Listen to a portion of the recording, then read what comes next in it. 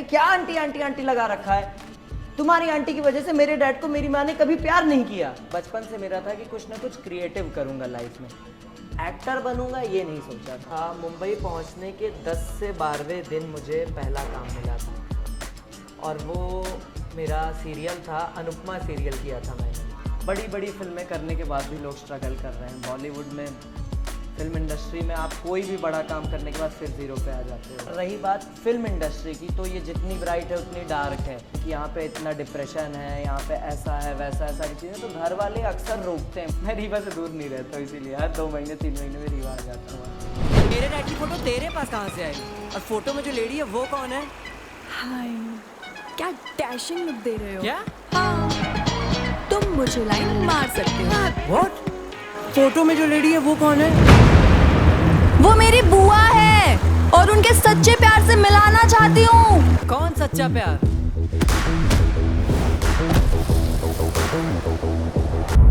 मैंने अपनी आंटी से प्रॉमिस किया ये था। आंटी आंटी आंटी क्या आंटी आंटी लगा रखा तुझे है? प्रॉब्लम क्या है मेरी आंटी से?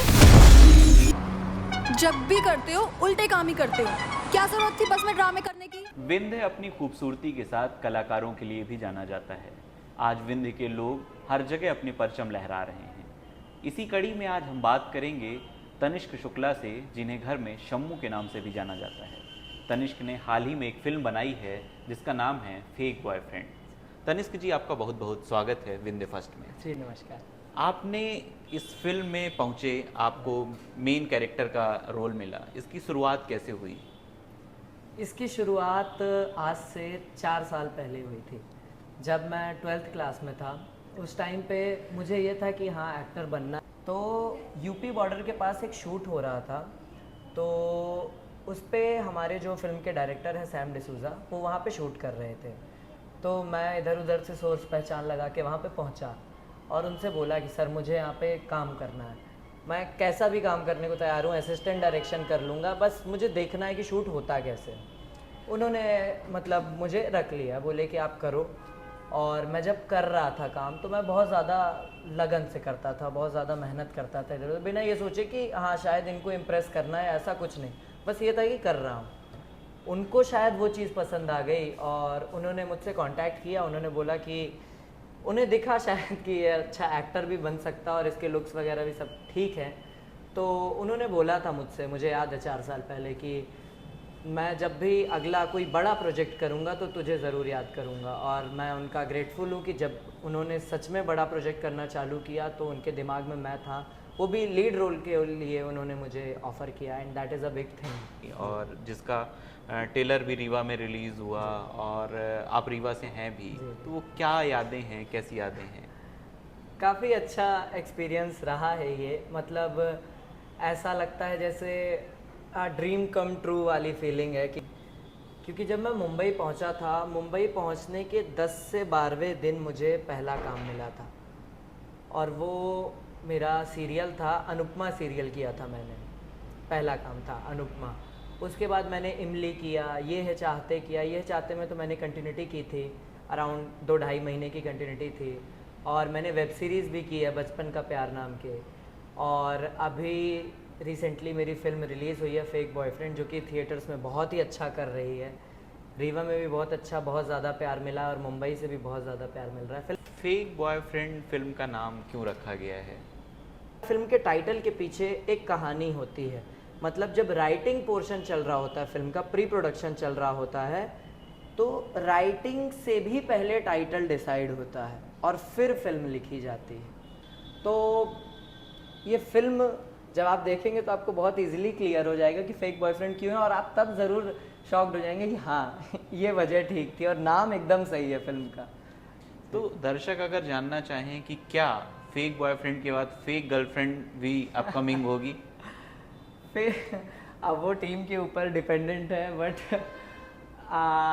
ऐसा कोई प्लान तो नहीं है बट देखते हैं। रीवा के तनिष्क ने बचपन में क्या सपना देखा था कि उन्हें क्या बनना है? मेरे घर में पढ़ाई का माहौल काफ़ी ज़्यादा था शुरू से। मेरे पापा भी पढ़ने में बहुत अच्छे थे और मेरी दीदी लोग भी पढ़ने में बहुत ही ज़्यादा अच्छी हैं और आज एक रेपुटेटेड पोस्ट में भी हैं दोनों दीदी। तो घर में प्रॉपर पढ़ाई का माहौल था और मेरा भी ऐसा था, मैं क्रिएटिव फील्ड में ज़्यादा था शुरू से।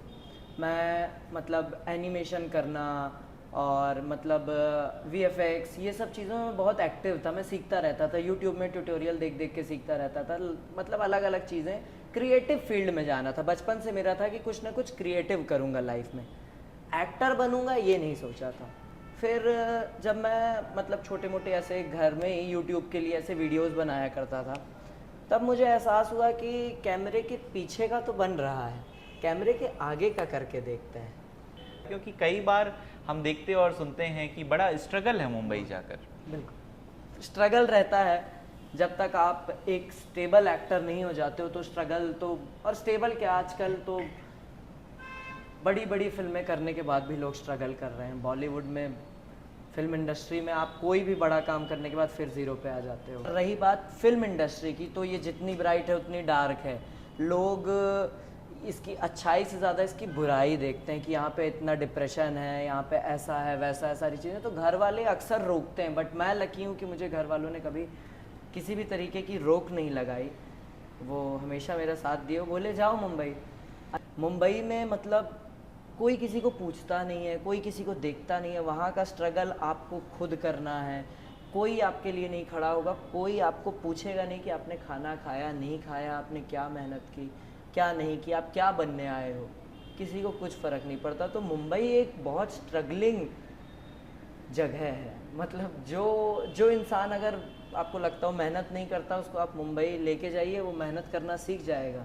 आपकी जो फिल्म है इसमें आपका कैरेक्टर एक बिगड़े हुए लड़के का रहता है जी। और क्योंकि आप रीवा से हैं, आजकल रीवा में मेडिकल नशा काफ़ी तेज़ी से फैल रहा है, कोरेक्स जैसी चीज़ें लोग यहाँ पर पी रहे हैं, क्या कहेंगे आप, दोनों में क्या सिमिलरिटीज़ हैं? रीवा मेरे दिल से लगा हुआ है और जिस तरीके से नशा रीवा में फैला हुआ है वो हालत बिल्कुल भी सही नहीं है। क्योंकि अगर आप किसी बड़ी जगह भोपाल इंदौर साइड जाएंगे और आप वहाँ रीवा बताएंगे तो सब मोस्टली लोग जानते हैं कि अरे वो शहर जहाँ लोग कोरेक्स पीते हैं। अच्छाई बहुत है रीवा की, हर जगह नाम बहुत है रीवा का, लेकिन जो ये कोरेक्स वाली आपने बात की, इसकी वजह से रीवा की काफ़ी बदनामी हो रही है और रीवा का यूथ खराब हो रहा है।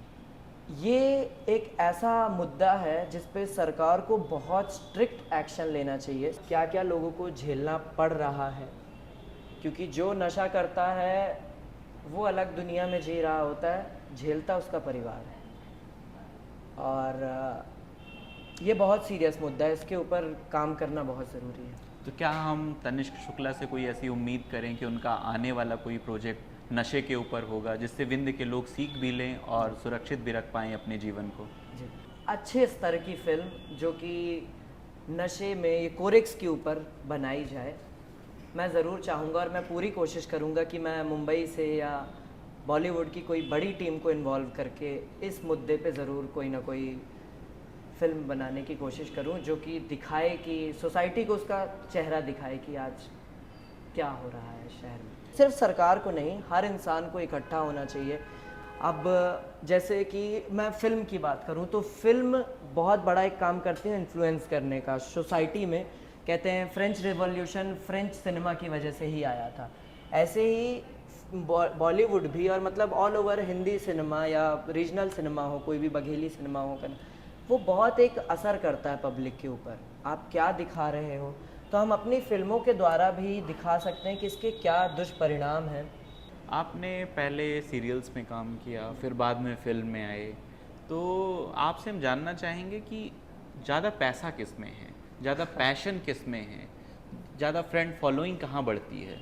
जी, तो ये भी डिपेंड करता है। और बाकी देखा जाए, अगर आप सिर्फ पैसे की बात कर रहे हैं तो अगर कोई आर्टिस्ट स्टार्ट किया है और वो एक छोटा रोल भी कंटिन्यूटी में कर रहा है सीरियल में, तो सीरियल में ज़्यादा पैसा है। और सीरियल में तो इतना पैसा है कि आप बारिश हो सकती है पैसे की, आप नहा सकते हैं पैसे से, क्योंकि वहाँ पर डे के बेसिस पे होता है पैसे, मतलब जो चार्जेस होते हैं एक्टर्स के, पेमेंट होती है वो पर डे के हिसाब से होती है। और सीरियल में काफ़ी ज़्यादा पैसा, और फिल्मों में भी है, बट फिल्मों में जब आप एक बड़ा नाम हो जाते हो तो फिर तो कोई था ही नहीं है, फिर तो पैसे ही पैसे।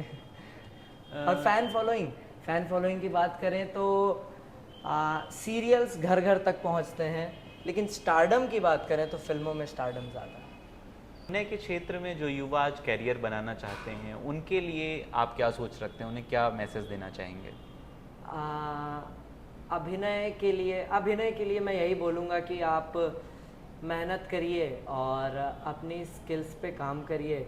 अभी मैं खुद इतना बड़ा नहीं हो गया हूँ कि मैं किसी को वो दूँ, बट मैं बस यही बोलूँगा कि अपनी स्किल्स को डेवलप करते रहिए। आप की स्किल्स ही आपको आगे लेके जाएंगी। और अपने परिवार का आशीर्वाद ज़रूर रखिए। मतलब कुछ लोग होता है जो घर से लड़ के या अपने घर वालों से लड़ के घर बाहर जाते हैं।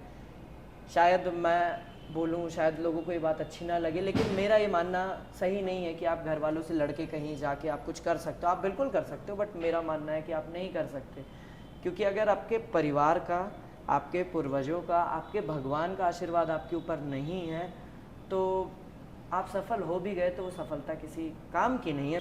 फिल्म इंडस्ट्री में ऐसा माना जाता है कि अगर आपने कोई अच्छी फिल्म कर ली उसके बाद आपके पास प्रोजेक्ट्स की झड़ी लग जाती है।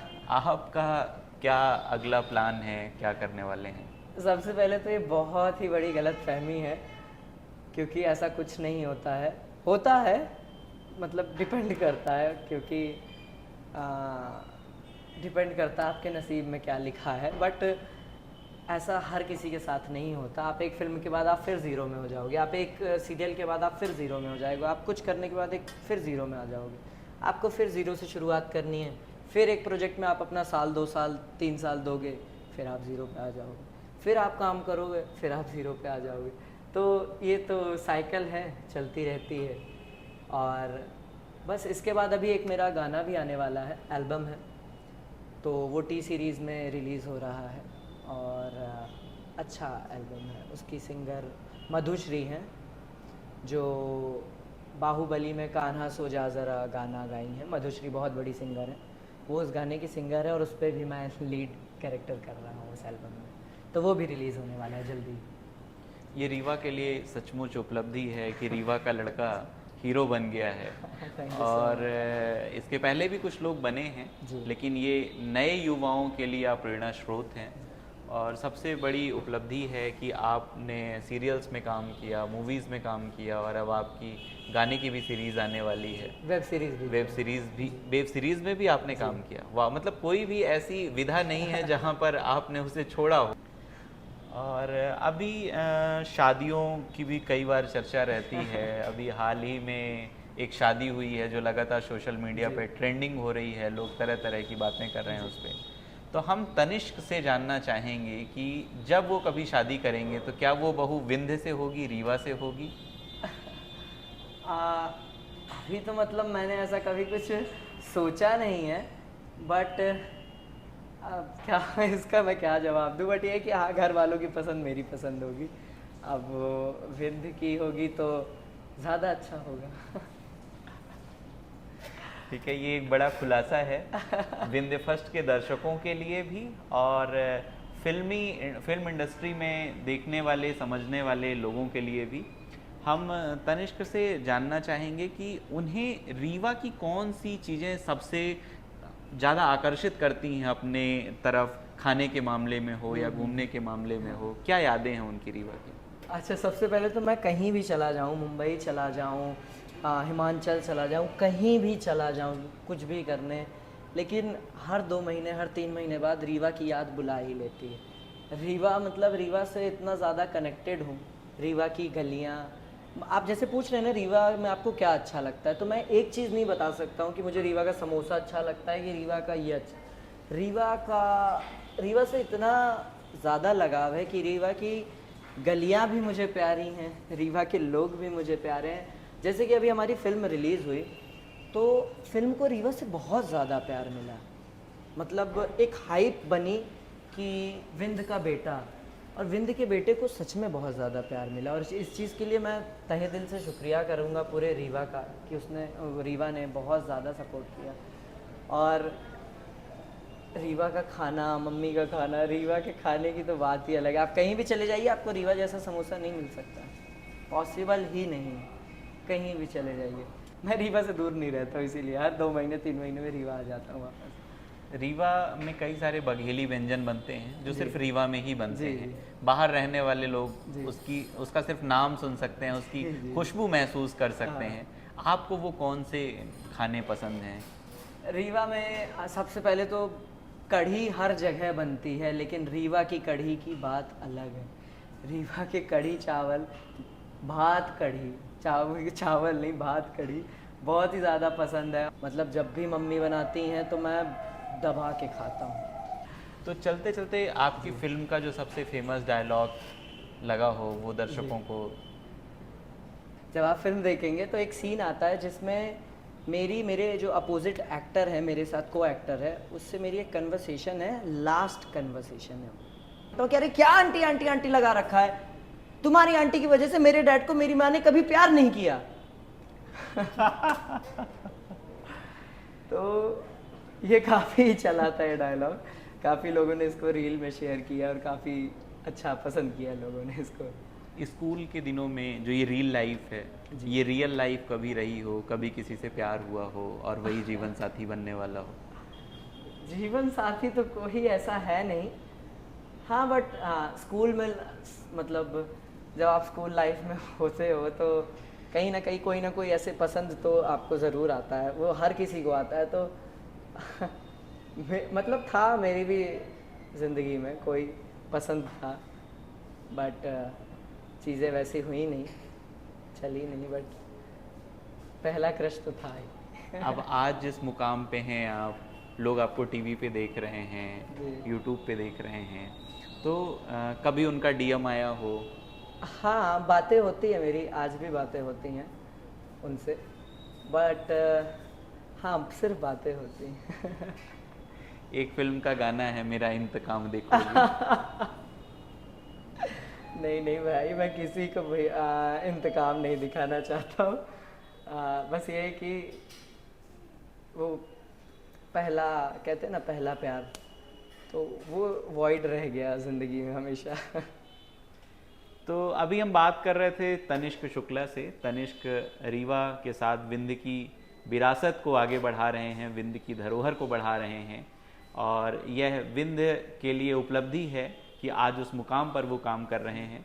आने वाले समय में हम इन्हें और बड़े पर्दों पर देखेंगे और कई सारे प्रोजेक्ट्स पर ये काम कर रहे हैं जिनका खुलासा तो उन्होंने कैमरे पर नहीं किया है, लेकिन कैमरे के पीछे इन्होंने बहुत सारी बातें बताई हैं। ऐसी ही बातों को जानने के लिए आप विंध्य फर्स्ट के साथ बने रहिए, और आपको ये वीडियो कैसा लगा ये आप हमारे कमेंट बॉक्स में ज़रूर बताइएगा।